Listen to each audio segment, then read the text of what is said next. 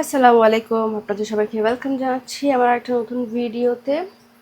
আজকে আপনাদের সাথে আমি শেয়ার করব আমি যেভাবে ডাল রান্না করি, ডাল রেসিপিটা। এখানে আমি কিছুই করি না, ডালটা একটু সুন্দর করে ধুয়ে জাস্ট এখন একটু বয়েল করব। ডালের উপরে যে ফেনাটা আছে সেটা আমি একটু বের করে ফেলবো চামচ দিয়ে। সেটা আমি অবশ্যই আপনাদের সাথে সামনে শেয়ার করব। এখানে কিন্তু আমি এরপর কিচ্ছু অ্যাড করি না, জাস্ট ডালটা ধুয়ে পানি অ্যাড করেছি, বয়েল করি। এই যে এখানে যে সাদা সাদা ফেনা যেটা আসতেছে আমি সেটা নিয়ে ফেলবো। এখানে অন্য কোনো কিছু অ্যাড না করার একটাই কারণ, শুধু হচ্ছে এই ফেনাটা। এই ফেনাটা যে আমাদের জন্য কতটা ক্ষতিকর সেটা আমরা যদি জানতাম। অনেকেই অজান্তে খেয়ে ফেলেন, মনে ইভেন আমি অনেক অনেক খেয়েছি, আগে জানতাম না, তাই খেয়ে ফেলছি। বাট এখন আলহামদুলিল্লাহ জানি, সেজন্য ফেনাটা আমরা ফেলে দিই।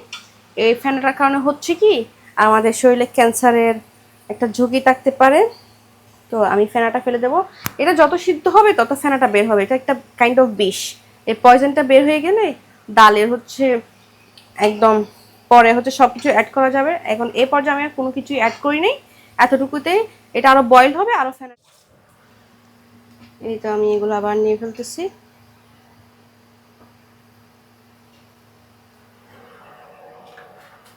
এবার আমি এটা ভালো করে একটু গুলে নেব।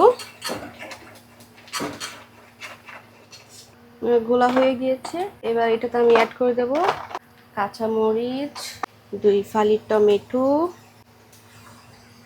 হলুদের পাউডার অল্প,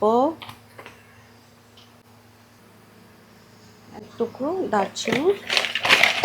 ব্যাস হয়ে গেল। এবার আমি পানিটা অ্যাড করছি।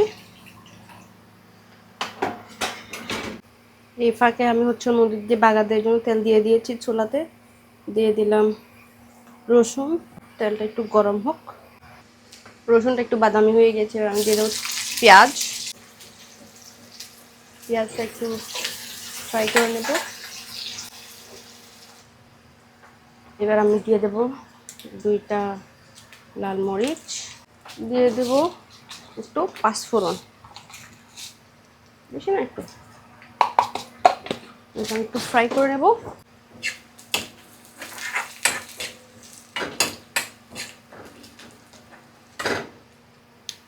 এবার আমি ডালটা দিয়ে দেবো।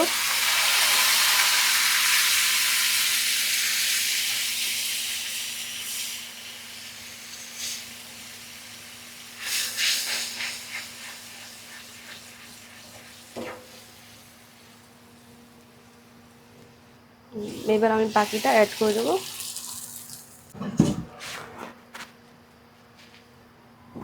এবার আমি একটু লবণটা চেক করে নেব।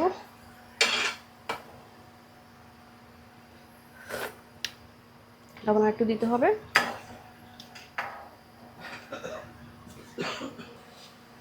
ডাল কিন্তু হয়ে গেছে ফুল, আলহামদুলিল্লাহ। এবার আমি একটু ধনিয়া পাতা দিয়ে দেবো।